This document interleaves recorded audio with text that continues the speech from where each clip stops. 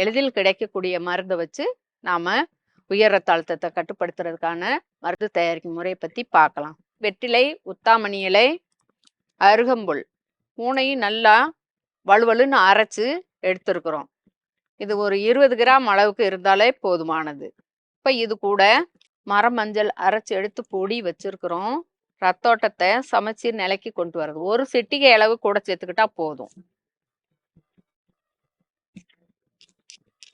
துவர்ப்பு, கசப்பு, லேசா ஒரு வித கார்ப்பு மூணும் சேர்ந்துருக்கும். நம்ம பச்சை வகை மருந்தா சாப்பிட்றதுனால அதிகம் சாப்பிடணும்னு இல்லை. நீங்க இன்னும் கொஞ்சம் நல்லா கட்டியா அரைச்சிங்கனாக்கா அப்படியேவும் உருண்டையா பண்ணி அப்படியே சாப்பிட்றலாம். இல்லை ஒரு 20 மில்லி தண்ணி விட்டு அப்படியேவும் ஒரே மடக்கில் குடிச்சிடலாம். இந்த மருந்தை வாரத்துக்கு ஒரு முறை தான் குடிக்கணும். காலையில் வெறும் வயிறா இருக்கப்போ குடிக்கணும். இதே 10 வயசு பிள்ளைங்களுக்கு இருக்கு, 15 வயசு பிள்ளைங்களுக்கு இருக்குது அப்படின்னாக்கா இதுல பாதி கொடுத்துடலாம். இந்த அளவுக்கு கொடுத்தோம்னாலுமே சின்ன வயசு பிள்ளைங்களுக்கு போதும்.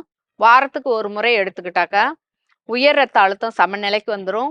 உணவுல கட்டுப்பாடா இருக்கணும்.